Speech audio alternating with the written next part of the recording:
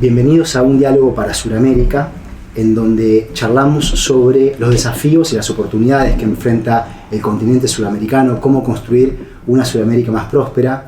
Hoy estamos con una figura muy especial, que es una figura destacada en la historia del continente y en el presente del continente. Bienvenido nuevamente a la Argentina, Rafael Correa. ¿Cómo estás, Rafael? Bien, siempre contento de estar en esta tierra tan querida, aunque un poco cansado porque el viaje es bastante largo, el jet lag, etcétera, pero muy contento. Venís de forma asidua a la Argentina. Estos últimos meses se han dado estas coincidencias, ¿no? Hemos visitado Argentina con mucha frecuencia. Esta vez vengo básicamente por trabajo privado, pero bueno, nuevamente en Argentina, la tierra de los campeones del mundo. Bueno, gracias por eso. Eso yo creo Habrás alentado que hasta los franceses se llenó de alegría, ¿no? Porque sí, yo creo que nadie en la historia de la humanidad ha merecido tanto alzar esa copa como Messi. Sí, bueno, es que aquí era doble aliento por nuestra selección y aliento por Messi. Sí, todo el mundo está muy contento por Argentina, los latinoamericanos y el mundo por Messi. ¿Y cómo te sentís cuando estás acá? ¿Cómo sentís la Argentina? Argentina es un país que quiero mucho y creo que me entiendo bastante bien con la gente argentina, porque en general nos tratan maravillosamente. Bueno, lo hemos visto en alguna ocasión en la calle, cómo la gente te trata. Rafael, bueno, sabemos que hoy aquí en la mente que vimos en la Argentina hay un tema que es la preocupación central en el país, que es el tema de la inflación. Y en Ecuador vos lideraste y condujiste uno de los procesos de transformación económica y social más relevantes en la historia del continente. Y eso lo hiciste en una economía que estaba ya dolarizada, que fue una herencia que recibiste de la dolarización. Aquí en Argentina, hoy este es uno de los debates centrales, el tema de cómo atacar la inflación.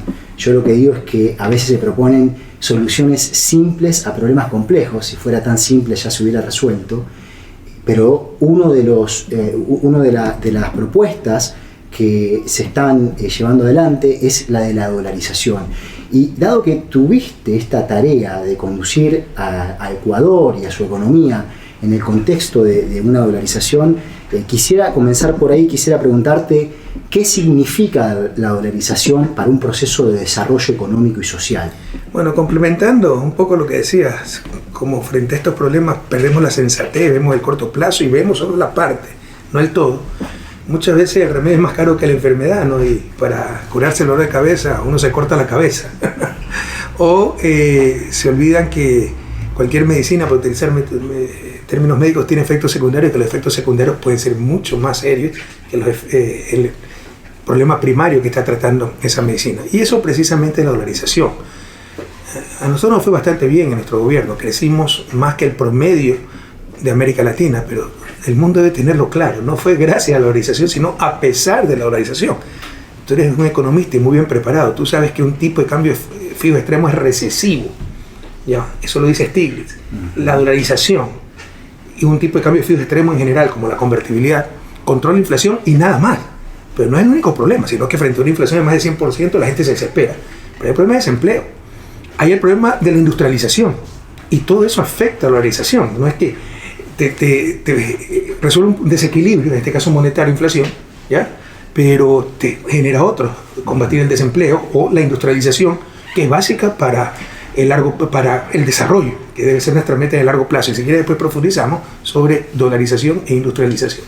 Bueno, de hecho, Argentina, en su historia bastante reciente, el país en el que yo crecí, tiene un ejemplo que, claro, hoy la juventud no lo vivió esto, un ejemplo de algo que ni siquiera llegó a ser la dolarización, pero se le acercaba, que fue el sistema de la convertibilidad, que estuvo en la década de 1990. Y la Argentina terminó con la peor crisis económica y social de su historia, y particularmente lo que ocurrió fue un proceso también de desindustrialización que llevó a una tasa de desempleo 23% llegó a ser en la Argentina. Entonces, ¿cómo tenemos que entender el fenómeno? ¿Qué implica cuando la moneda de un país es la de otro país, que pierde su moneda, y la política monetaria de un país la hace Estados Unidos? ¿Qué significa entonces eso para el desarrollo de la industria, el desarrollo de un sistema productivo que agregue valor en una sociedad? Si quieres un antecedente, la dolarización ecuatoriana se implementó siguiendo el ejemplo de la convertibilidad argentina. Si va a tener un tipo de cambio fijo extremo, irreversible, ya abandonan nomás la moneda nacional. Bueno, no es tan simple porque pierde el ingreso por señoreaje y por eso no dolarizó Argentina y dejó esa puerta de salida. Ecuador sí eliminó a moneda nacional, pero la dolarización ecuatoriana se tomó siguiendo el ejemplo de la convertible argentina. Cuando revienta la convertible argentina, ¿no? Y se tomó después una grave crisis bancaria en Ecuador en el 99, donde el Banco Central, para salvar a los bancos que manejaban la economía, el gobierno, la propia banca central, triplicó la emisión monetaria, pulverizó a la moneda nacional y llegaron a la brillante conclusión que el problema no era el poder de los bancos, el problema no era esa inaudita relación entre poder político y poder económico, ¿no? Más que inaudita, inaceptable relación, sino que el poder económico controlando el poder político, sino que el problema era que los ecuatorianos éramos genéticamente inferiores a otras naciones y no podíamos manejar una moneda nacional, y nos impusieron el dólar, que incluso era inconstitucional. Nunca cambiaron la constitución hasta que llegó mi gobierno, y decía ahí que la moneda nacional era el sucre. Entonces se tomó siguiendo el ejemplo de la convertibilidad argentina. Cuando revienta la convertibilidad, ahí dijeron la dolarización no tiene nada que ver con la convertibilidad. No es verdad, ¿no? Ni siquiera son primas, son hermanas y hermanas gemelas. Ambas son tipo de cambio fijo extremo. Pero ellos tienen el arte de que el efecto directo de la dolarización, nadie niega que controla la inflación. El tipo de cambio fijo extremo controla la inflación, pero nada más. Y los efectos secundarios sí le echan la culpa al populismo, a los malos gobiernos, cuando son fruto de esa dolarización, ese tipo de cambio fijo extremo. Uno de esos efectos secundarios es, y muy grave, es la desindustrialización, la reprimarización de la economía, y yo voy a explicar por qué. Tú me has dicho qué consecuencias tiene asumir una moneda extranjera, que además es dolarización unilateral, ni siquiera es como una zona monetaria común, el euro, que tiene una moneda común. Grecia puede ser un país de menor desarrollo relativo que el resto de los países europeos, pero va a tener una voz en el Banco Central Europeo. En la Federal Reserve, Ecuador no tiene, ni siquiera sabe dónde queda Ecuador, la Federal Reserve, ¿no? Entonces, esto es dolarización unilateral, adoptar unilateralmente una moneda extranjera, no tener una moneda como moneda extranjera. Yo diría son 4 los principales problemas. El de renunciar a la moneda nacional para cualquier país, que es el principal mecanismo de coordinación social. Con crédito, ¿no? Emisión monetaria inteligente, tú puedes reactivar la economía. Los monetaristas te van a decir, Milton Friedman y toda esa gente, no tiene la moneda de efectos reales, eso ya está más que superado. Tiene efectos reales, reactiva la economía, ¿no? Y motiva la economía. Como decía un gran pensador argentino, Arturo Jauretche, no son las sociedades deprimidas, desmovilizadas las que logran el desarrollo. Deben tener energía intrínseca, actuar. Eso se logra reactivando la economía. Primera cosa, la moneda es el principal mecanismo de coordinación económica y yo te diría hasta social. Segundo, es el principal instrumento para equilibrar el sector externo, que es el talón de Aquiles de los países en vía de desarrollo. ¿Por qué? Porque tú tienes que invertir si quieres desarrollarte. Para invertir normalmente tienes que importar maquinaria, bienes para la industria, porque casi por definición los países desarrollados no producen esa clase de bienes. Y eso te genera problemas en el sector externo. Tienes que controlar esos problemas. El principal instrumento es el tipo de cambio. Bueno, abandonas el tipo de cambio. Los neoliberales te van a decir que es el sector fiscal. Los problemas fiscales siempre los puedes controlar de una u otra manera. El mayor problema es el sector externo. Y el principal instrumento para controlar ese sector externo, sobre todo te estoy hablando de cuenta corriente, se llama tipo de cambio, ¿no? Tercero, y ahí vamos a la industrialización, te controla la inflación, pero a un nivel de precios alto. Ecuador es un país muy caro para la región, ¿ya? Un hotel 5 estrellas, un fin de semana para una pareja de Ecuador debe costar $240. En Colombia $150. ¿Cómo compites contra eso? ¿Ya? ¿Cómo compite la industria? ¿No? Porque los costos internos son mucho más altos y empieza solo a competir en función de ventajas naturales, el petróleo, commodities de base, la soja, etc., ¿no? Y pierde, se desindustrializa, y no solo eso, se deprimen otros sectores que enfrentan competencia externa, por ejemplo el sector turístico, ¿no? Y te quedas con una economía primaria. Entonces ese es el tercer problema muy grave, porque los políticos y economistas latinoamericanos deben mover por fin a largo plazo, 200 años de su desarrollo. La manera de desarrollarte es invirtiendo, industrializando, y eso es lo que impide la dolarización de la economía. ¿Cuándo puedes tener entonces un dólar sostenible? Cuando tienes un ingreso de divisas no sujeto a competitividad, a competencia, más que competitividad, competencia. Por ejemplo, Panamá tiene el canal. ¿Quién compite contra eso? El Salvador, la remesa inmigrante, porque lo único que logra exportar el neoliberalismo son seres humanos, que se mantiene con remesa. Y Ecuador el petróleo. Pero una vez que eso para, o sea, prácticamente no tienes nada. Y el cuarto, no menos importante factor, es un subsidio geopolítico. Depende absolutamente, con buena o mala fe, del país emisor de la moneda. Con buena fe, cuando ellos tienen que aplicar política monetaria en función de sus intereses, y no coinciden tus ciclos económicos con los de ellos. Entonces tú necesitas controlar la inflación, ellos necesitan controlar la recesión, expanden la oferta de dólares y te generan inflación a ti, más inflación. Ya, si es que no tienes, si es que no coinciden los ciclos económicos, debería haber con el país emisor de moneda una movilidad laboral para evitar el costo real de esa crisis. ¿Qué movilidad real de la fuerza laboral tiene Argentina o Ecuador con Estados Unidos? Solo tiene Texas y Arkansas. Dentro de Estados Unidos, que es una unión monetaria tal vez la más perfecta de la historia de la humanidad, entre 50 estados. Pero ni siquiera Grecia con Alemania la tiene. Y ese es uno de los problemas de la Unión Europea, ¿no? del euro, de la zona monetaria europea. Entonces, no coincide. Es la teoría de áreas monetarias óptima. Para tener una moneda común, ¿ya? Un país A, emisor, el país B, con el país B necesita coincidencia de ciclos económicos o perfecta movilidad de la fuerza laboral. Que además si termino de decirte del país, la verdad que eso mucha esperanza no genera. No existe ninguna de esas dos condiciones en el caso de Ecuador, Argentina o ningún país latinoamericano. Pero no solo eso. Créeme, literalmente nosotros teníamos que ir a ver los billetes en avión, pero literalmente. Mandamos los dólares viejos para que FEDER nos dé dólares nuevos en containers, porque además la trampa y la organización ecuatoriana es que el sector privado impuso el dólar para que no le meta la mano en el bolsillo, los políticos demagogos depreciando la moneda nacional y con eso el impuesto inflacionario y todo eso, perfecto. Pero eso sí, los dólares me los garantiza el Estado. Ahí sí sirve el Estado. El Estado tiene que garantizar los dólares para el sector privado, hasta para la importación de Nutella. Y para eso tenemos que ir a ver dólares físicos en avión. ¿Qué pasa si la Federal Reserve dice, no te damos los dólares físicos? Quiebra la economía. ¿Por qué no lo hizo con Ecuador? Porque no somos un peligro para él. Y por el efecto de demostración, quería que otros países también dolaricen, porque así controlan esas economías, porque así extraen riqueza de esas economías.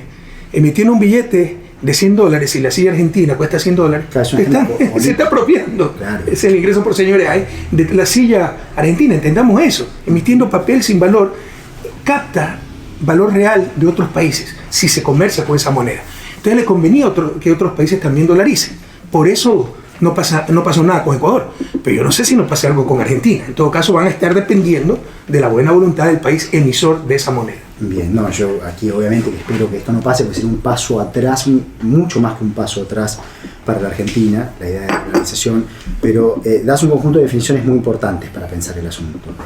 La primera es que el progreso en Ecuador no es a pesar de la dolarización y no gracias a la dolarización, y eso tiene que quedar muy claro en la sociedad, porque muchas veces aquí se cita el ejemplo de Ecuador, porque claro... Es que la propaganda no te va a decir eso, ¿no? La propaganda, mira, el gran poder que controla el mundo ya no es poder financiero o militar, es poder comunicacional, y con eso nos dominan, ¿ya?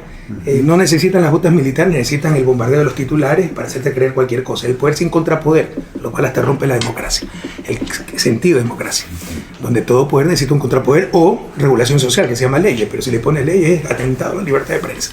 En todo caso, como te decía, ¿no?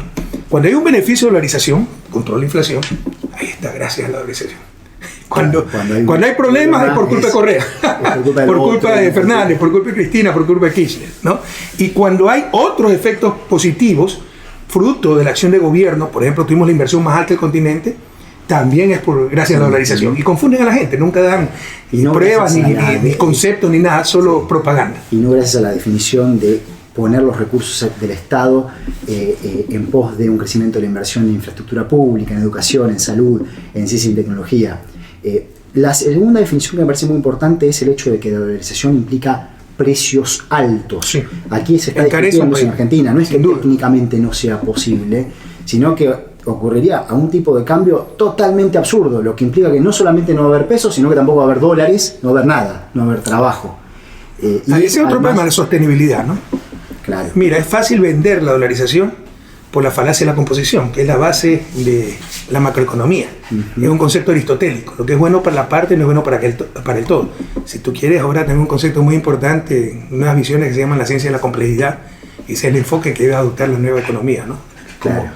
La economía como ciencia de la complejidad. Y una de las características de la complejidad es que la parte es diferente al todo. Para eso se inventó la macroeconomía después de la Gran Depresión en la década de los 20 en Estados Unidos. ¿Por qué? Si yo me paro, el teatro está lleno, quiero ver más, quiero ver mejor. Me paro yo solito, voy a ver mejor. Si se para todo el mundo, voy a ver igual o peor y voy a estar parado. Claro. Y todos perdimos. ¿verdad? La falacia de la composición. Que yo no pague impuestos, tengo más ingresos disponibles, bueno, para mí, para mi familia. Si nadie paga impuestos, no hay policía, no hay defensa nacional, no hay servicios públicos, no hay nada, y te aseguro que todos vamos a vivir peor. Bueno, ese es tener dinero, como la convertibilidad, tener moneda fuerte en el bolsillo, sí, personalmente te conviene a ti, me conviene a mí. Pero si no se genera esa divisa, el dólar en este caso, verás que la economía colapsa. Entonces, lo que es bueno para las partes no es bueno para el todo. Por eso es tan fácil vender esto, incluso a los jóvenes, sobre todo a los jóvenes por parte de demagogos irresponsables. Porque la lógica individual es buena, pero hay que utilizar la lógica colectiva, el todo, y eso es la macroeconomía. Hace unos días estaba charlando con compañeros del equipo de fútbol en mi barrio, en La Plata, y uno pensaba que le convertían los pesos a dólares, o sea, tenía 10.000 pesos, te dan $10.000. Cuando hay el tipo de cambio, digamos, el tipo de cambio paralelo está bastante más cerca de los 500 pesos por dólar. Y cuando yo le decía, no, vas a necesitar miles de pesos para que te den un dólar, ahí como que la cosa se empieza a ver más claro, pero mucha gente esto no lo entiende, el mensaje puede ser muy engañoso. Perdón que te interrumpa nuevamente, es que me olvidé contestar o comentar esta parte, que la gente muchas veces no entiende lo que es la inflación. La inflación es el incremento de los precios, en términos porcentuales, ¿verdad? Entonces tú puedes parar la inflación, pero ya a un nivel de precio extremadamente alto, claro, y ya no eres competitivo. No, y ahí viene todo lo demás. No produces y no consigues dólares tampoco. Y ahí vienen todos los demás efectos, ¿no? Entonces no tienes industria, o sea, cuando no tienes competitividad, tienes que recurrir a los factores primarios, ¿no? La soja, el petróleo, etc. Exactamente. Y finalmente hablabas de la convertibilidad y la dolarización como hermanas muy cercanas o gemelas, y efectivamente funciona muy parecido. Ahora creo que hay una diferencia importante que es mucho más difícil salir de la dolarización que de una convertibilidad que implica cambiar. Quemamos las naves, como Hernán Cortés. Claro. Porque ustedes no eliminaron la moneda nacional, nosotros sí. Entonces los costos de salida, como se llama en economía, exit costs, son altísimos. Peor aún por un gobierno de izquierda, porque nos va a bloquear todo, ¿no? Entonces nosotros decidimos convivir con la dolarización y dentro de la camisa de fuerza, que le gusta tanto a ciertos economistas y ciertos políticos, ¿no? La camisa de fuerza, ¿no? Que es la dolarización, flexibilizar lo más posible ese sistema en beneficio del pueblo ecuatoriano. Es otra torpeza, ¿no? Las camisas de fuerza.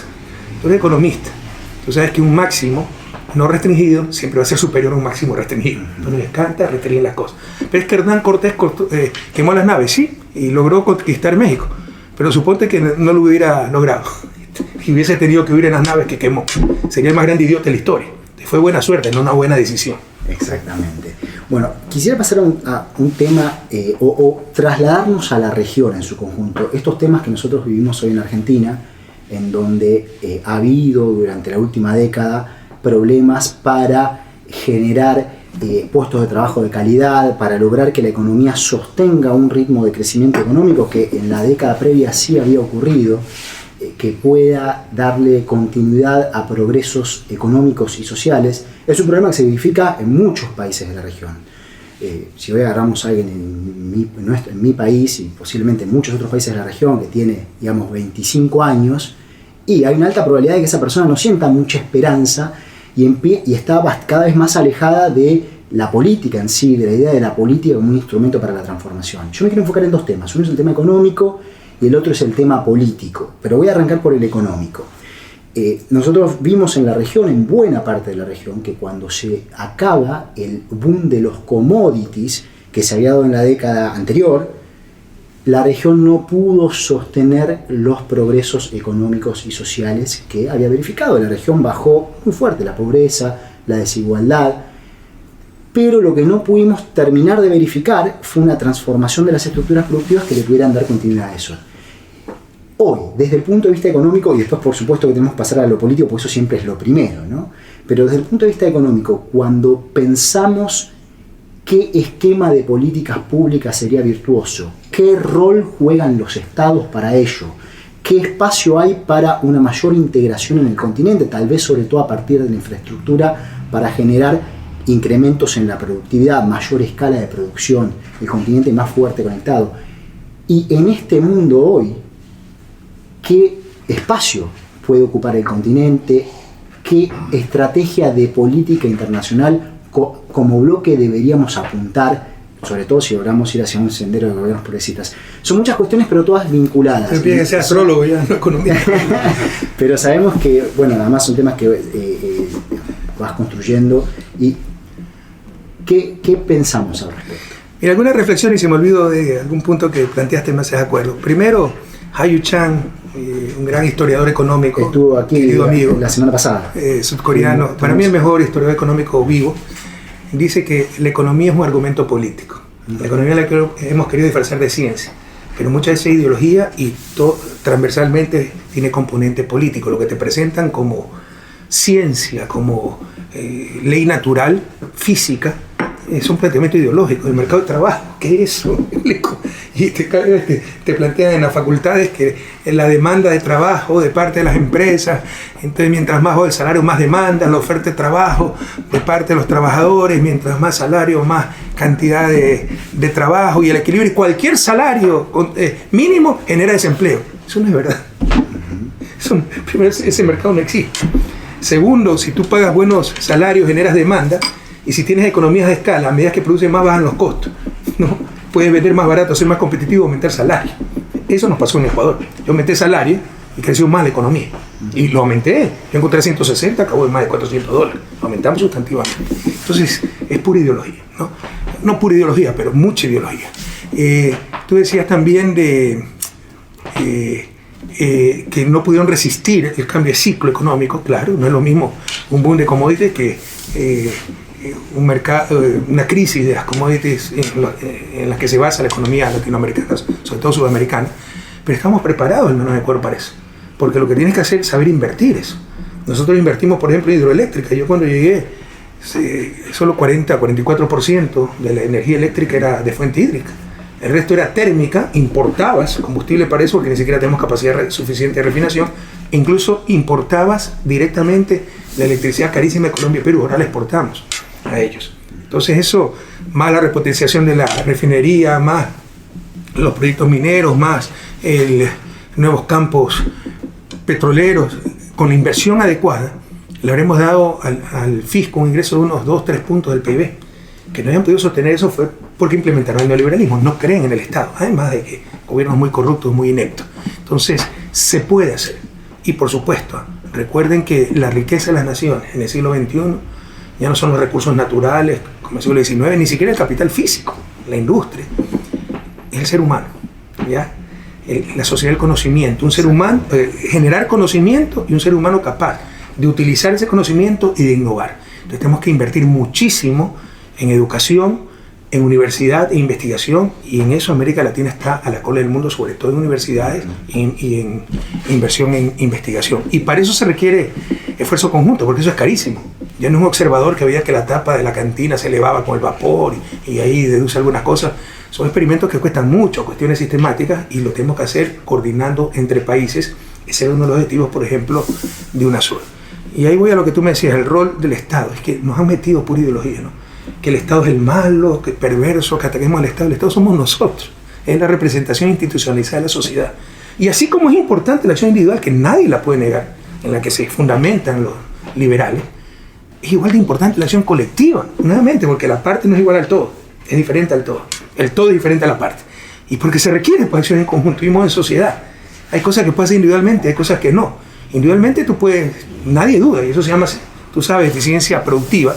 Nadie duda que el mejor para cuidar su chacrita es el dueño de la chacra. El ojo del amo engorda el buey. Pero si necesitas sacar esos productos y necesitas hacer un carretero, solito no lo puedes hacer. Claro, puedes organizar a los demás agricultores y cada vez que necesites algo, seguirlos organizando. Pero si hay una organización permanente, ese es el Estado local en ese caso. Entonces, para la acción colectiva, que nos beneficia a todos. Entonces, satanizar la acción colectiva es un absurdo, ¿no? Otro ejemplo, que siempre pongo yo. Si tú pones a un latinoamericano y a un anglosajón en la selva y los vas a recordar después de un año, verás que sobrevivió el latinoamericano. Tenemos más recursos, sos más despiertos, no sé. Pero si pones 200 latinoamericanos y 200 anglosajones y los vas a rescatar después de un año, tal vez 2 años, los anglosajones van a tener sus casitas, sus campos deportivos, hasta su escuelita y su iglesia, y los latinoamericanos vamos a seguir discutiendo quién es el jefe, ¿no? Para mí es una cosa fundamental de su desarrollo.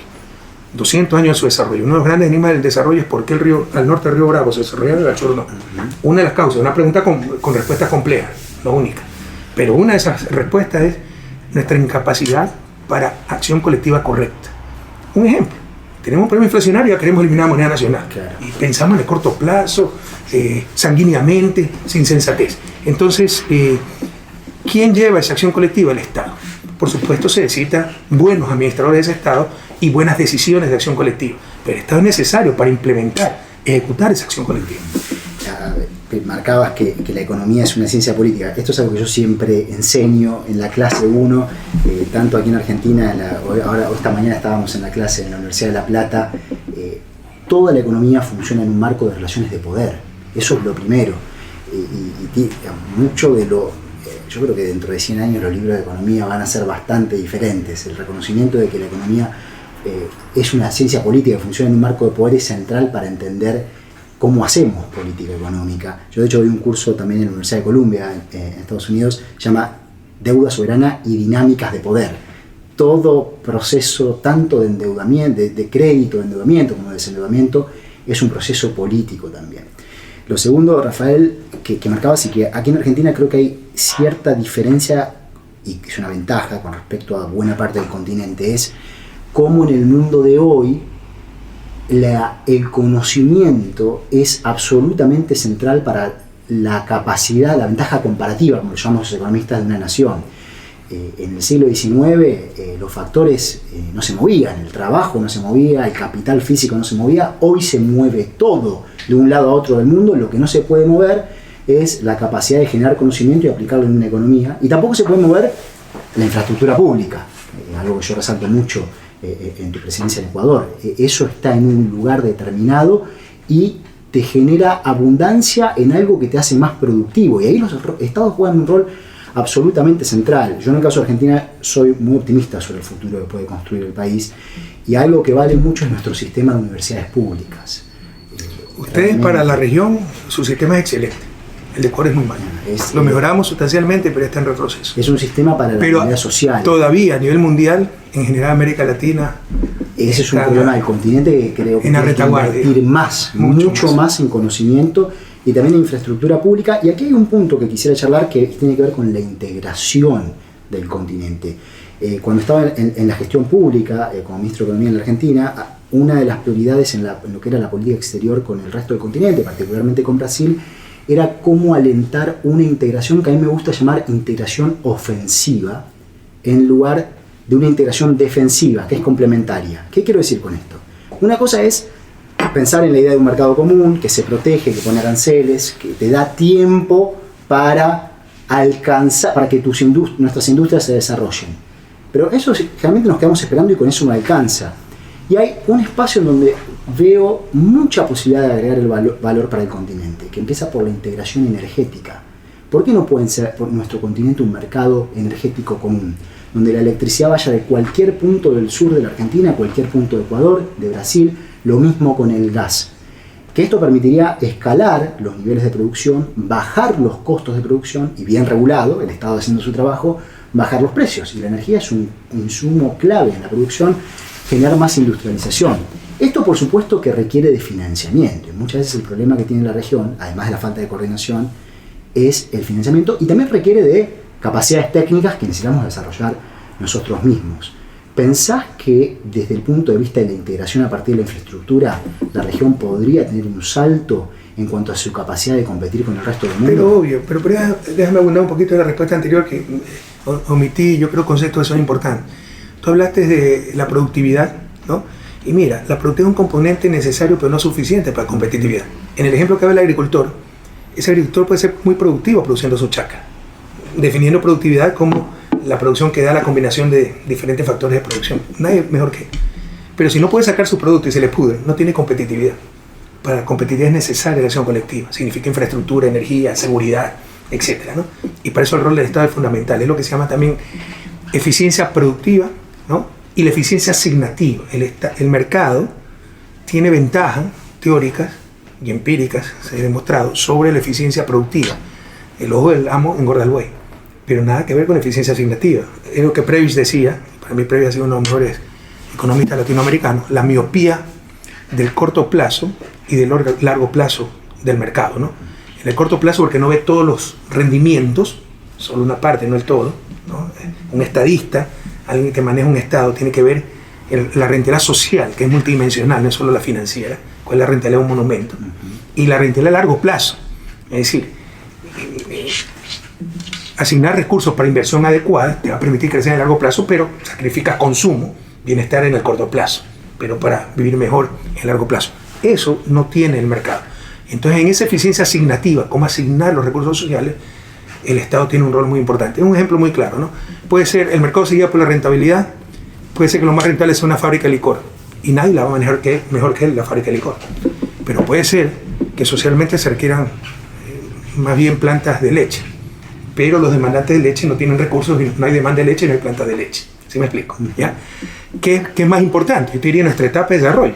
Yo prefiero tener plantas de leche mal manejadas que fábricas de licor muy bien manejadas. Entonces el rol del Estado es fundamental, ¿no? Quería hacer esa acotación, asignación, se llama eficiencia productiva, normalmente mercado, manejar los micros, eficiencia asignativa, dirección de recursos, y estamos hablando de planificación, proyecto nacional, recursos para inversión, etc. El mercado por sí solo nunca va a resolver el problema del desarrollo. El privado va a hacer lo que tú lo resumiste muy bien. Y claro, pero eso creen los neoliberales. Bueno, que no Estado, el mercado, todo el mundo, el fin del lucro, y se va al desarrollo para mañana. Eso es falso, es una falacia enorme. Sí, lo que necesitamos, por supuesto, es de estados capaces y que no resisten ningún análisis histórico, porque mira lo que hizo el propio Estados Unidos, que tenía lo que llamaba la American School, o el sistema nacional también, National System, que era muy parecido a lo que un siglo después se llamó estructuralismo, muy parecido, pero lo aplicaron bien. Hoy Estados Unidos, el siglo Estado XIX, está haciendo política industrial. Por supuesto. Acaban de aprobar. ¿Y la política de investigación del Estado?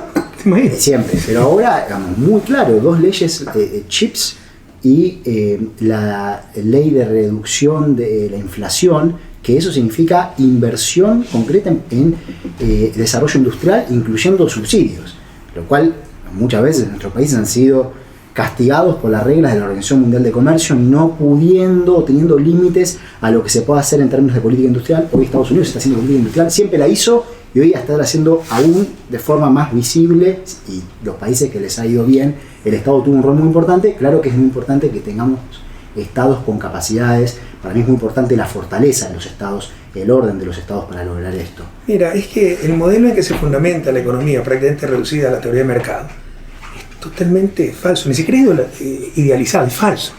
Que el mercado perfecto, con competencia perfecta, con información perfecta, entonces el equilibrio, la mano invisible, eso no existe. Y la razón de ser, o sea, lo físico, la razón de ser es que no nos desenvolvemos en el vacío, hay fuerza de resistencia, cómo vencerle, etc. ¿No? Ellos insisten en venir al mundo real, los economistas insistimos en ir a un mundo irreal que no existe. La realidad es otra. Se requiere acción colectiva, se requiere limitar el mercado. El mercado tiene un rol importante, pero una cosa es que sea siervo, otra cosa es que sea amo.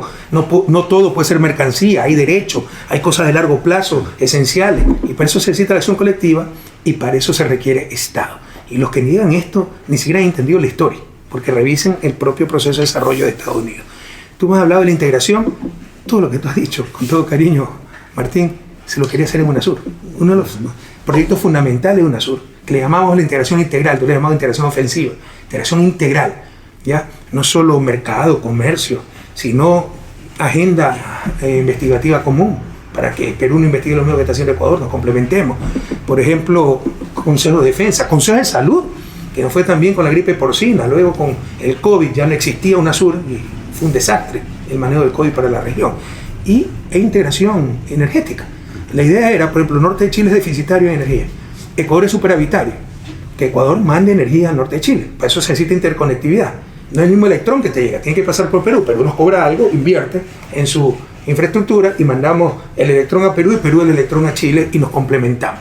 Todo eso estaba planteado, pero eso también fue boicoteado por este neoliberalismo, ya te diría, torpe, ¿no? No sé qué buscan, porque ¿quién puede estar contra la integración? O sea, ya es algo que va más allá de ideologías. Ahora, pasa que bueno, lo que cambió fue la situación política en toda la región. Ahora, pensando el futuro, esto es una agenda muy viva porque está en la gente, está en la sociedad, está en los que queremos tener un continente con naciones con más capacidad, desarrollo soberano con lo nuestro, defendiendo lo nuestro y potenciando lo nuestro. Y decíamos que uno de los temas fundamentales para poder llevar a cabo políticas desde el Estado que potencien las capacidades productivas del sector privado, es el financiamiento. Este es históricamente un problema en la región.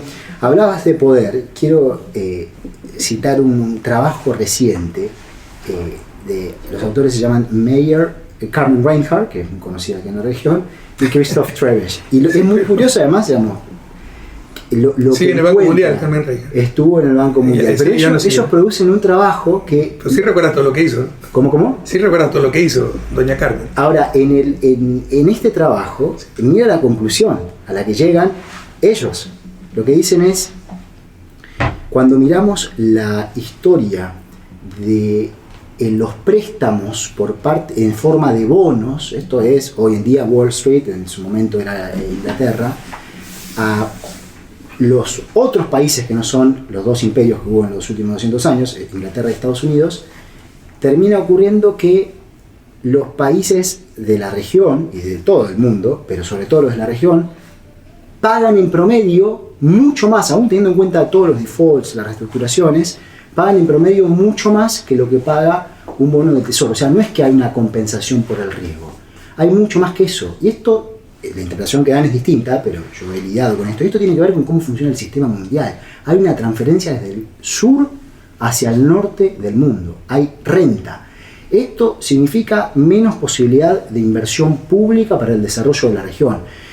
Y a la hora de pensar qué financiamiento la región necesita, bueno, yo tengo una visión que es muy pública. Yo no creo que se vaya a hacer el financiamiento nunca, el financiamiento privado internacional, que nos vaya a dar las condiciones de estabilidad, las condiciones en términos del costo del financiamiento, que nos permita hacer las inversiones que necesitamos en el continente. Pero al continente le ha costado mucho tener sus propias líneas de financiamiento, los bancos regionales de financiamiento fuertes. Y lo que quisiera charlar es de cómo vemos esto, qué rol juega el financiamiento de privado internacional, Wall Street sobre todo, los bancos multilaterales de desarrollo, China mismo, y de un tema que en Argentina es muy importante por la exposición que tiene, por la deuda que tomó el gobierno de Juntos por el Cambio entre 2018 y 2009, que es el problema, para mí uno de los problemas más tóxicos que tiene la Argentina, el problema del Fondo Monetario Internacional. Cuando pensamos en nuestra Sudamérica, ¿qué financiamiento queremos construir para Sudamérica? ¿Qué rol juegan los distintos países? ¿Qué rol juega Brasil también en ello? Mira, yo te hubiera dicho lo mismo que dice Carmen Reyes y te hubiera cobrado 20 veces menos por si acaso. No. A mí no me cobró igual. ¿A quién le pagó? En todo caso, me alegro que esté contradiciendo lo que antes decía el fisco, con estudios mal hechos y todo aquello. En todo caso, el financiamiento del desarrollo es tan importante que tú sabes que hay esta maestría sobre eso. ¿Por qué? Porque debe calzar en la necesidad de desarrollo. Yo te decía hace un momento, ¿no? Si quieres desarrollarte tienes que invertir, ¿no? Si tienes que invertir, sobre todo para industria, por definición, un país desarrollado no produce bienes de capital, tendrás que importar y vas a tener un problema en el sector externo. Eso lo han tenido todos los países de desarrollo tardíos, Corea del Sur, Singapur, Taiwán, etc. Te necesitas adecuado financiamiento para esos déficits. Significa financiamiento a largo plazo y que te cuesten menos que la rentabilidad que te dan los proyectos. Hay que saberlo hacer. Nosotros tuvimos acceso a financiamiento en los 70, no lo supimos hacer, ¿ya? Pero además debe existir ese financiamiento, ya prácticamente no existe. Existe mucha hipocresía aquí, ¿por qué? Porque se le da mayor rol al sector privado y cuestiones de poder, ¿no? Cuestiones de poder para no generar competencia a los productos del primer mundo. Entonces, por ejemplo, ¿cuál normalmente ha sido el rol del Fondo Monetario Banco Mundial? Ser garantes, pues, de la deuda privada, de la deuda externa privada, de los acreedores de la deuda externa privada. Claro. Entonces, incluso rompe con la lógica del mercado, porque si tú prestas y cobras una tasa de interés con premio por riesgo, bueno, debes asumir el riesgo. No, ellos nunca pierden. Ahí viene el Fondo Monetario a obligar a un país, paga o paga, y lo que hacen es licuar la deuda. Pasó aquí en Te presto a ti, pero págales a ellos. ¿Sí? Para que pagues a ellos, no para que quede. Eso lo hicieron a Grecia también. Sí, ¿no? y aquí, y nos hacían a nosotros 45.000 millones de dólares que se fueron en salvar a los acreedores privados para pagarles deuda que era insostenible y en financiar una salida de capitales, quedó la deuda y no quedó nada en el país. Pero no solo eso, no, sino que tú tienes que ser serio y honrar tus deudas. No pagarle a los maestros no hay problema, pero en medicina en los hospitales eso no es deuda con tu población. La deuda es solo con los acreedores internacionales. Tienes que ser serio y pagar tus deudas y te empujan eso. Y como no tienes plata para atender a tu población, vienen estos señores a darte tus créditos, sobre todo Banco Mundial más que Fondo Monetario, para salud, educación, y ellos quedan como los mesías, ¿no? Los salvadores, los de buen corazón. Pero ¿cuál es el problema con ese financiamiento? Que es muy rentable socialmente, pero no te genera dólares, y te estás endeudando en dólares, y vas a tener que pagar en dólares. te crea un problema en el sector externo. Entonces nosotros pusimos como principio constitucional que endeudamiento externo es solo para pagar deuda externa, o deuda interna también, pero bajar activos, creo que deuda externa, ¿ya? Pero en todo caso para disminuir deuda, o para inversión productiva, que te genere dólares, porque te estás endeudando en dólares. Y si no haces esa inversión productiva con deuda externa, te crea un problema muy grave en el sector externo.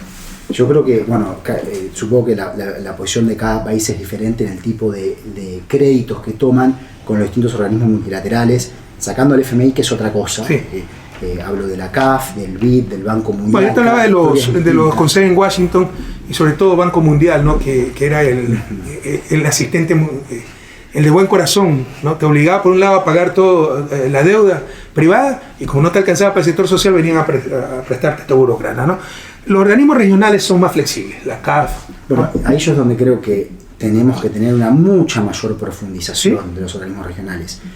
Yo de hecho, y mi visión es que China tampoco va a resolver este problema. China es el mayor financista del mundo, financia hasta Estados Unidos.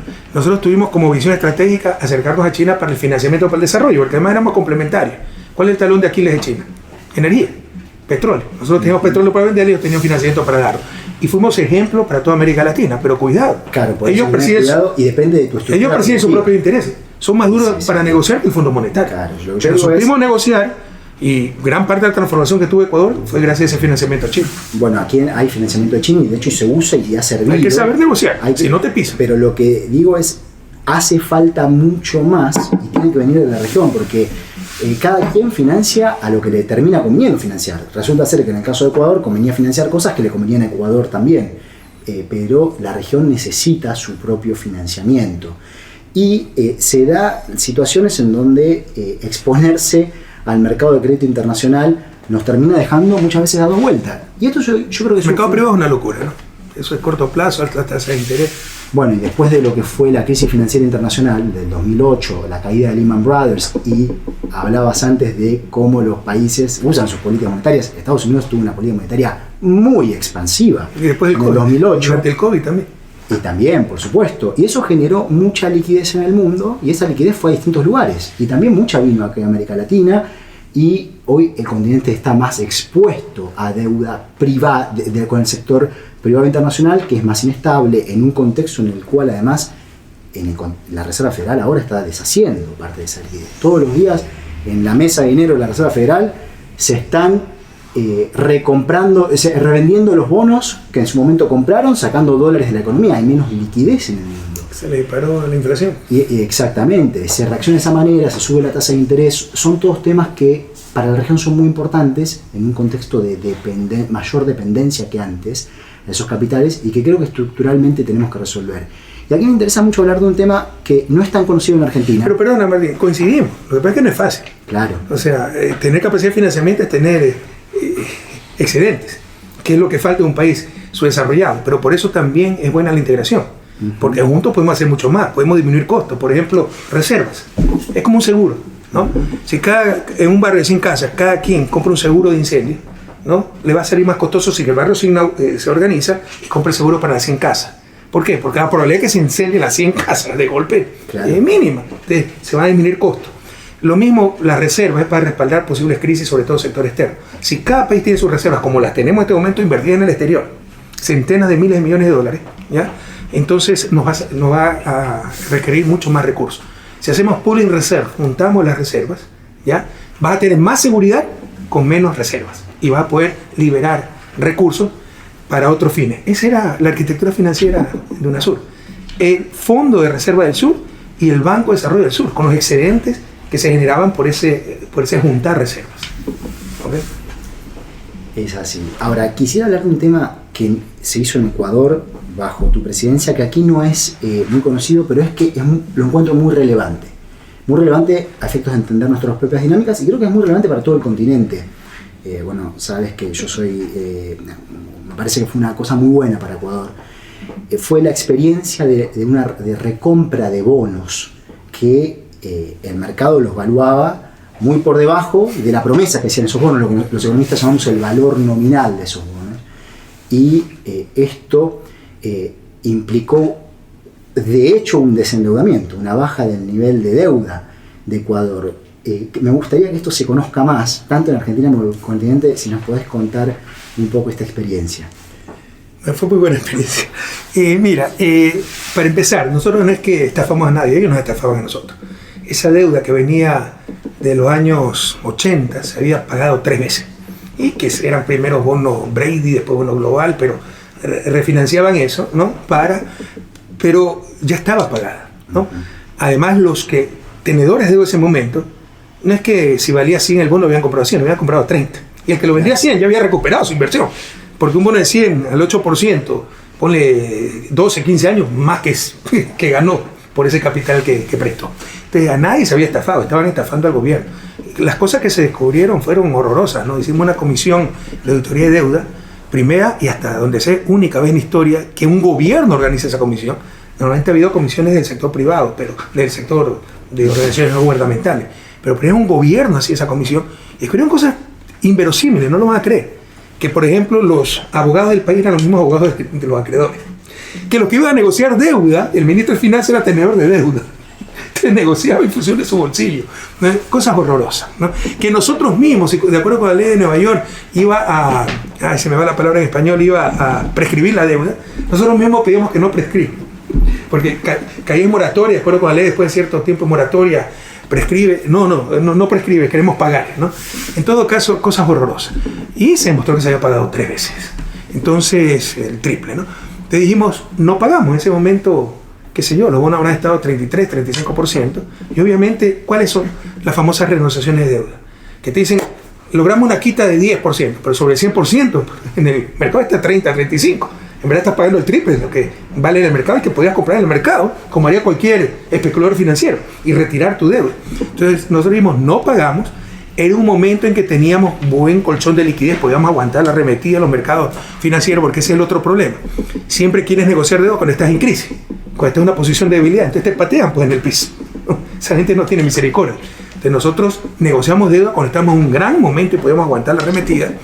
Y nos fue muy bien, ¿no? Mientras dijimos, no pagamos, y empezamos a comprar deuda por medio de una banca de inversión y pudimos retirar cerca de $3.000 millones en deuda. Más o menos a 33 centavos. 33 centavos más o menos. Sí. Para que esto se entienda, si un sector público compra deuda a 33 centavos sobre el dólar, con $1 compra $3 de deuda.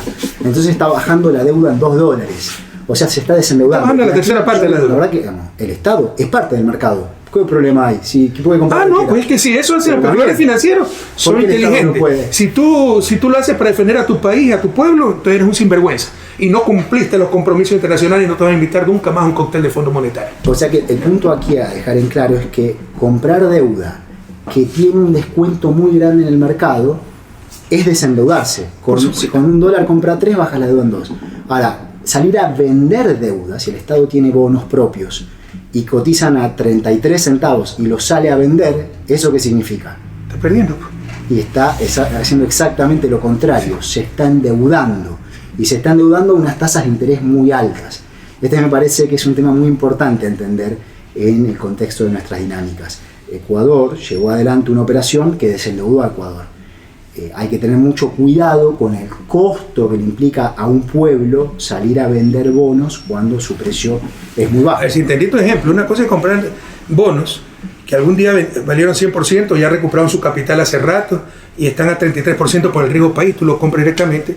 Otra cosa es que tú tengas tus bonos, ¿ya? Y los vendas al 33% espontáneamente cuando todavía no recuperas tu capital. No sé cómo fue la operación, pero obviamente estás perdiendo. Claro, pagas 3 veces más.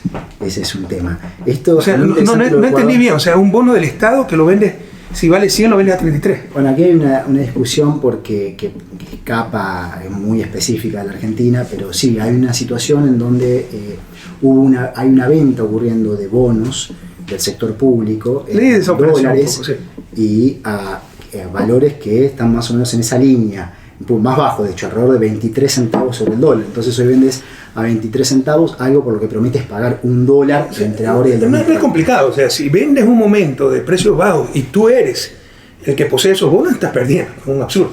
Es como tienes que vender cuando están los precios altos. Es equivalente a endeudarse a tasas de interés. Estoy siendo consistente con los inversionistas privados. Ellos habían recuperado la deuda hace rato. Además que una cosa, bueno, yo también pongo la camiseta del Estado y del país, ¿no? Claro, o sea, desde el punto de vista del Estado, si tienes dólares, si tienes bonos, ya, no lo puedes vender cuando el precio está bajísimo. Y te cuento una anécdota porque me parece muy interesante esta situación de Ecuador. El Estado es parte del mercado, como decíamos, si el mercado lo hace, ¿cuál es el problema? No hay ninguno. Si el Estado lo hace, hay un problema. Hace algunas semanas estábamos en una conferencia en la Universidad de Boston. Y bueno, el anterior candidato presidencial en Ecuador, Andrés Arauz, alguien se le quejaba, un participante de mercado, sobre esta situación, le decía, no paga más por eso Ecuador hoy interés, y en realidad no hay nada, no hay ninguna evidencia que implique eso, y siempre es lo mismo, es comparar una ganancia real, concreta, que mejore la situación del pueblo, que tiene que pagar menos deuda, con una pérdida presunta jamás verificada. Después vinieron a buscarnos. ¿Después vinieron? A buscarnos para ofrecernos financiamiento. Claro. Y en 10 años de gobierno nunca recibimos una misión de Fondo Monetario. Y si venían con la buena voluntad de asesorarnos, ayudarnos, bueno, bienvenidos. Si venían como virreyes, los regresamos en el mismo avión. Okay. Quisiera, Rafael, que pasemos a un tema absolutamente central para entender el presente y el futuro de nuestro continente, que es la situación política de la región. En esta realidad de la que hablábamos, en donde en las últimas años... una reflexión, Martín. ¿Tú crees que si no perdió el mercado estarían tan bravos? No, porque es perdieron. Es lo contrario de lo que suele pasar. Es como los contratos petroleros que están renegociando. Yo renegocié muy duro los contratos petroleros y se me fueron 4 petroleras que no aceptaron. Este gobierno entreguista renegoció de 23 petroleras, de 25 estuvieron de acuerdo. Quiere decir que está beneficiando para la petrolera. Entusiasta con los nuevos contratos. Tan fácil como eso. Te cuento, Rafael, que cuando... Si estuviera ganando el país estaría un poquito enojado. Las petroleras y en el otro ejemplo los acreedores.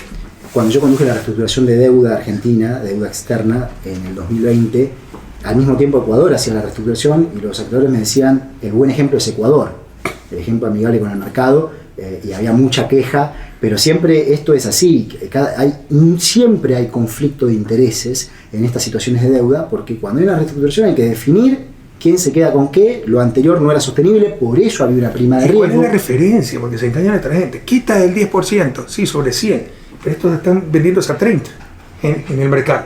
En verdad triplicaste el valor de los bonos. Bueno, pagaste el triple de lo que podía. Sin duda. Lo que podía pagar al en mismo el tiempo mercado. Para el Estado bajó la carga con respecto a lo que hubiera tenido que pagar si lo paga completo.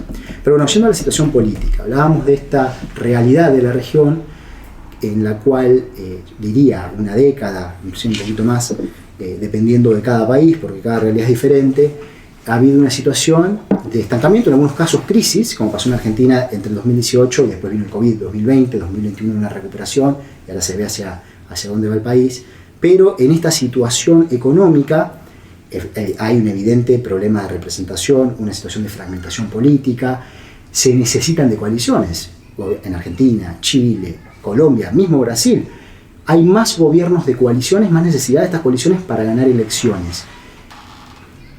Y esto es algo que es bastante nuevo en la región, no es tan sencillo. Entonces lo que yo me pregunto, y aquí quisiera escucharlo también desde tu experiencia, es ¿qué está pasando hoy con los progresismos en la región? ¿Qué nos pasa y qué es lo que políticamente necesitamos articular para devolverle la esperanza a nuestra juventud, para poder lograr transformaciones de la calidad de vida de los pueblos de nuestra región? Desde el punto de vista económico lo discutíamos antes, pero ¿qué condiciones políticas necesitamos articular para eso? Mira, voy a utilizar términos que tal vez pueden malinterpretarse y sonar feos. Bueno, son palabras que no gustan mucho. Pero yo creo que se requieren proyectos hegemónicos. Eso significa no necesariamente dominantes en el buen sentido, con aceptación general. Que todos se adhieran a él y todos empujen en el mismo sentido. Porque América Latina es un completo vaivén, ¿no? Y eso nos pasa en estos momentos con gobiernos progresistas, que además nunca se logra un apoyo popular suficiente como para mayoría contundente en la asamblea y sacar el país en una dirección, y hay que negociar y el país se inmoviliza. Oye, Irán, no, pero en Estados Unidos hay pluralismo. ¿Qué pluralismo? Hay 2 partidos. ¿Cuál es la diferencia entre el Partido Demócrata y Republicano? Más diferencia entre lo que yo pienso al despertarme y lo que pienso al acostarme, ¿no? Entonces, incluso tú dirías, sí, un proyecto hegemónico el neoliberal. O sea, si el neoliberalismo yo creyera que nos va a sacar de su desarrollo, lo apoyaría. pero es lo más absurdo y irracional para una realidad como América Latina, porque entre otras cosas, si quieren hablar de competencia y tanta cuestión, por lo menos pongan igualdad de oportunidad. América Latina es la región más desigual del continente. Pero en todo caso, se requiere que cada país, y ojalá la región entera, vaya en una sola dirección y se deje estos vaivenes que hemos tenido, porque hay un sistema en disputa.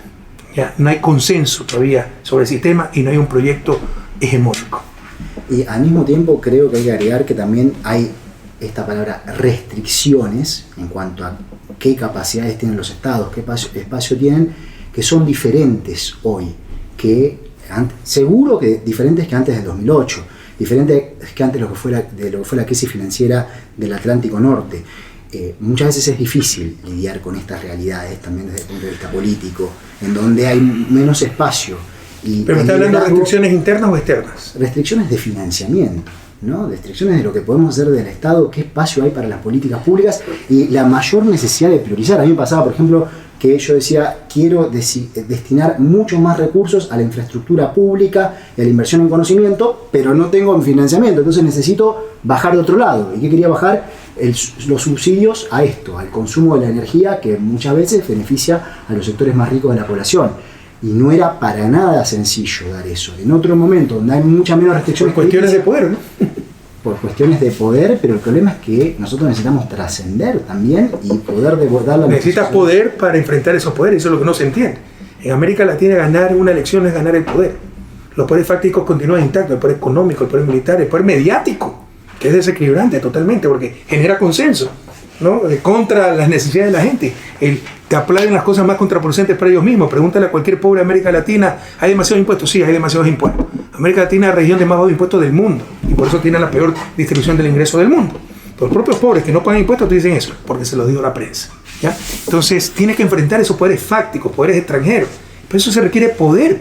Pero América Latina ganar la elección es captar el poder y hay que construir poder popular, y a eso me refería con proyectos hegemónicos. Claro, ahora cuando uno está en el gobierno, parte de la tarea es seguir construyendo el poder de hacer lo que se quiera hacer, y obviamente que hay realidades muy distintas en los distintos países de la región, hay diferentes idiosincrasias.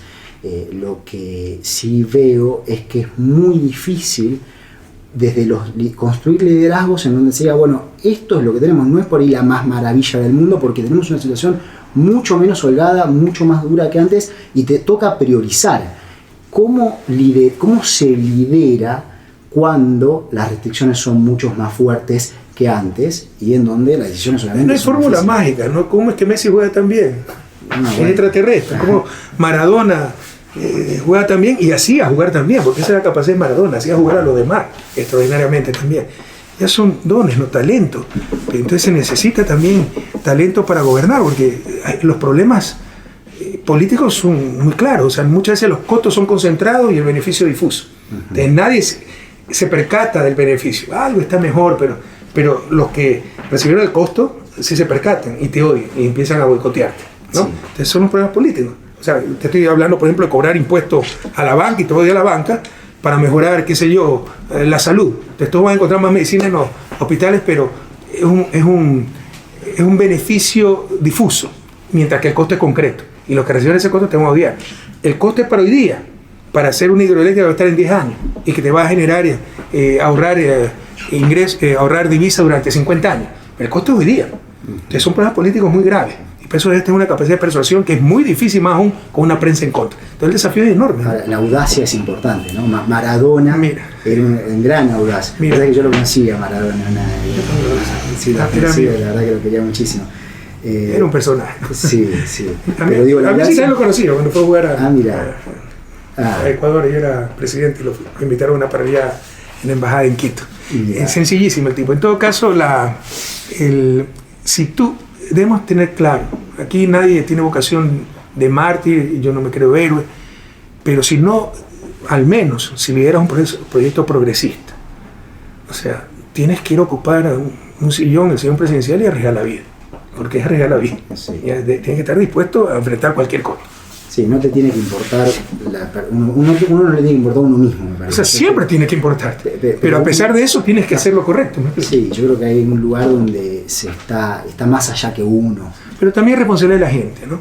Porque es claro, o sea, la prensa es el principal instrumento que tienen las élites para mantener el status quo, la prensa. Lo que ha pasado en Ecuador, estos 6 años de retroceso, habría sido imposible sin la obscena complicidad de la prensa, engañando todo el tiempo.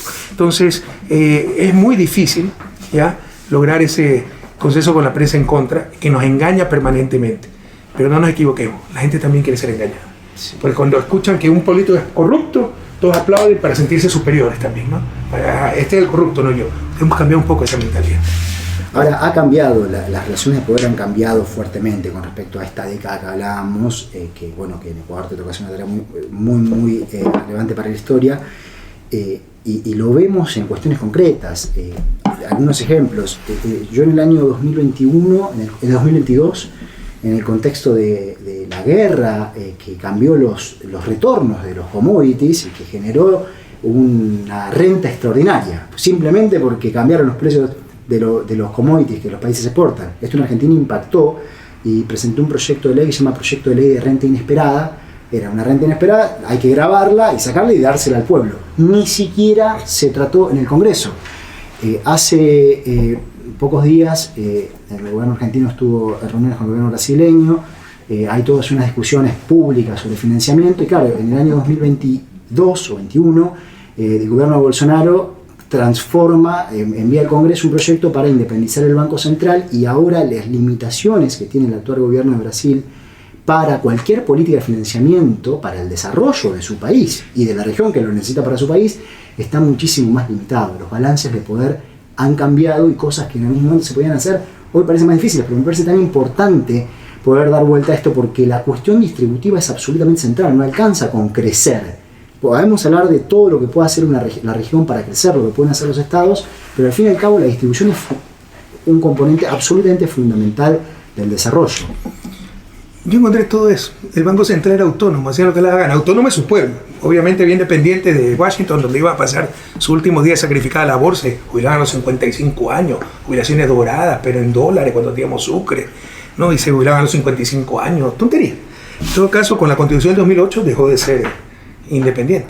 Porque es fundamental para el desarrollo, la coordinación de las políticas. ¿Qué sentido ser un Banco Central independiente? Es que la política monetaria debe ser técnica, no política. Entonces cambia el nombre política, para empezar. Segundo, con ese argumento, bueno, la política fiscal también es técnica, no es política, entonces hagamos independientes, autónomos a los ministerios de finanzas. Con ese argumento la política educativa también es técnica, no es política, entonces hagamos autónomos a los ministerios. No tiene ningún sentido, tiene ningún sentido. Son las trampas que nos ponen para que no puedan cambiar absolutamente nada. Hay que tener la sagacidad y el apoyo popular para poder hacerlo. Nosotros fuimos una asamblea constituyente e hicimos una nueva constitución. Tú me diste otro ejemplo antes del Banco Central. La renta inesperada. Ya, eso es el windfall tax, eso lo tienen los anglosajones. Si lo hacen ellos está bien, si lo hacemos nosotros es atentar contra la propiedad privada. Y es un principio general que incluso, ¿no?, los primeros a aplaudir deben ser los liberales, porque va en función de la lógica liberal. Bueno, te hablan de la competencia y individualismo, pero eso implica que los costos o recompensas sean en función de tus decisiones voluntarias. Pero no es que una transnacional no hizo nada, subió el precio del petróleo, de nuestro petróleo a nivel mundial y está ganando el triple. No, pues eso es una ganancia, una recompensa, que no es recompensa, es una ganancia, no es fruto de sus decisiones, y eso debería ser para el público. Pero lo mismo es para plusvalía de bienes inmuebles, que de repente, qué sé yo, un sector se desarrolló, se triplicaron los valores, eso debería ser para la ciudad, no debería ser apropiado privadamente. Y lo mismo para la herencia. ¿Quieren ser liberales? Bueno, pero ¿qué sentido tiene que unos nacen en cuna de oro y otros nacen en cuna? ¿Qué competencia es esa? ¿No? Además, sin ningún merecimiento. Es cuestión de la fortuna. Entonces también impuestos mucho más fuertes a las herencias, pero por ejemplo lo que hizo Lazo, uno de los hombres más ricos del país, una de las primeras cosas que hizo fue eliminar el impuesto a la herencia, aunque no lo creen. Son descarados. Rafael, déjame hacerte una pregunta personal que tiene que ver con nosotros, las compañeras y los compañeros del peronismo. Obviamente que vivimos con mucho dolor lo que pasó en los últimos años con la situación de no poder estar en tu país, y te quiero preguntar sobre eso, sobre si extrañas a Ecuador y cómo se siente esta situación. Bueno, han sido años muy duros, jamás esperamos lo que hemos vivido. Yo salí sin una infracción de tránsito con 70% de apoyo después de 10 años de gobierno, y de que nos traicionó Moreno, en 2017 dicen en Perú, espero ver pronto un expresidente preso, me empezaron a llover causas penales, 51 llegué a tener, ya se han archivado muchas, 51, pero secuestros, sobornos, cualquier cosa, renegociación de contratos petroleros, fondos del Estado, cualquier cosa.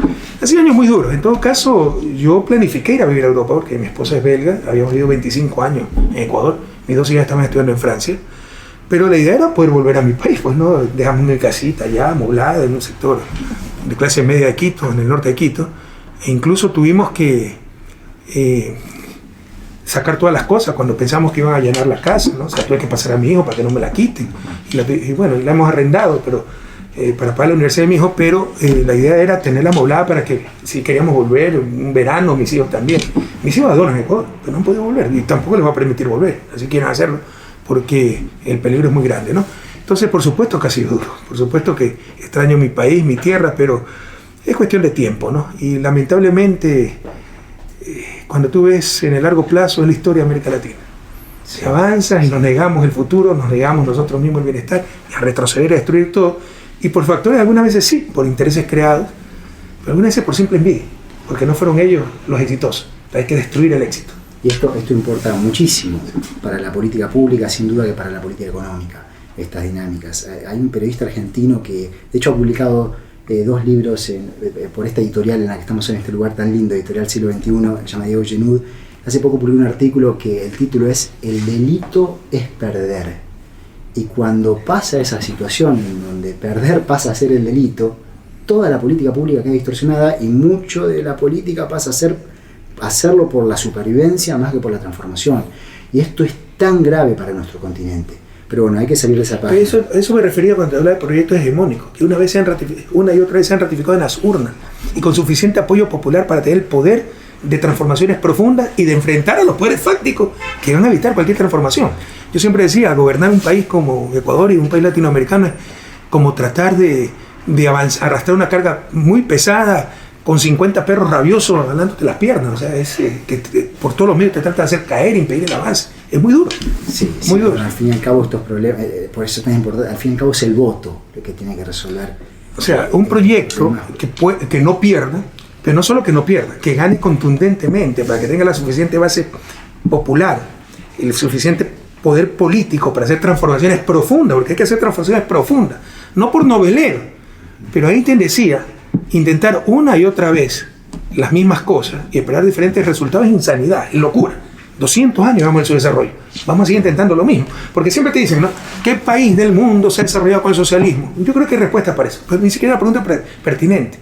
La pregunta pertinente para Latinoamérica es ¿qué país latinoamericano se ha desarrollado con el capitalismo liberal? Y la respuesta es ninguno. Bueno, en mi país, aquí en Argentina, Juan Domingo Perón, que condujo uno de los procesos, el proceso tal vez de mayores transformaciones sociales, no tal vez, sin duda de mayores transformaciones sociales en la historia de la Argentina, estuvo 18 años teniendo que vivir fuera de la Argentina. Esas cosas. Los tiempos se han acortado, sí, gracias a los avances tecnológicos, pero conozco muy bien la experiencia. Hay mucha fuerza. Hace poco leí me gustó un tuit tuyo que decías, no sé si era un tuit o en algún lado leí un mensaje tuyo que decías, algunos hablan de que la lucha incansable, que no se cansan. Yo sí me canso, pero sigo luchando. Es mi perfil. Eso es una robada a Quino, de Mafalda. Mirá. Hay una caricatura de Quino de Mafalda que dice, ahí está Mafalda, un personaje genial y Quino genial. Viene un monumento, ¿no?, a un luchador incansable. Dice Mafalda, ¿cuál es el chiste? El chiste es luchar y seguir, o sea, cansarse y seguir luchando. Si eres incansable no es chiste. No, pero es un gran mensaje. ¿El mundial lo viste? Claro. ¿En dónde lo viste? En Bélgica, pero claro. Así que fuiste alentando por la Yo sabía que, sinceramente, y por ahí mandé un tweet, yo sabía que Argentina iba a estar campeón. Y cuando perdió contra Arabia, que no sirven para nada, lo mismo vino en el 86. Lo mismo. De bienvenida tenemos un regalito. Gracias. Para vos, que esta no es nada fácil de conseguir, porque tiene las 3 estrellas, que no son solamente estrellas de la Argentina, sino que son de la patria grande. Wow, linda, gracias. Hace unos días después del Mundial hablaba con José Peckerman, que fue un director técnico de la selección argentina, también de Colombia, lo hace muy bien, que estuvo allí en Qatar y me decía que lo que se vio fue todos los países, no, sobre todo de Sudamérica, ¿no?, pero bueno, del mundo en general, pero en el continente era el apoyo a la Argentina, romper la tendencia, que espero que bueno, lo ha celebrado y son estrellas de toda la patria. Le mandamos un abrazo. Pero te voy a decir una cosa y me va a matar. Un saludo al profesor. Y me va a matar. Yo tenía la camiseta 10 firmada por Maradona. Pero eso... Creo que la subgasté, porque esos regalos los subgastábamos para hacer ayuda social. Bueno, yo no la tengo. Espero que pases. Sí, tengo una camiseta del Barça que se la regalé a mi hijo, porque se la pedí para él, firmada por Messi, por Neymar y por Suárez. Yo tengo una Imagina Ecuador, ese trío. Tengo una Ecuador también en casa, que de alguna de mis visitas a Ecuador ahí de vez en cuando la uso para jugar al fútbol 5. Pero bueno. ¿Eres 5? Bueno, yo van pasando los años y mi posición va cambiando, va bajando. Ya está atrás del arquero, de barro. Estoy ya de 5 conteniendo y pronto veré pasar. Yo era 5. Era 5 back centro derecho. Ah, ¿sí? Hasta que me rompí la rodilla y me la rompí demasiado rápido. Y por el fútbol, Dicen que el deporte es salud y todas las operaciones que tengo es por el deporte. Bueno, 11 operaciones en la rodilla. Es salud y es algo único, divino. Bueno, Rafael, un gran placer. Espero que pases unos días muy buenos. Siempre pasamos muy bien. Muchas gracias y muchísimas gracias. Ya me comí el primer bife, ya empezamos. Ya estamos en calentamiento para el resto de bife. Y seguir siempre a pesar del cansancio, esa es la filosofía. Esa es, ¿no? Admiro a los luchadores, envidio a los luchadores incansables. Yo me canso, pero hay que seguir luchando. Que así se siga. Okay. Gracias. Gracias.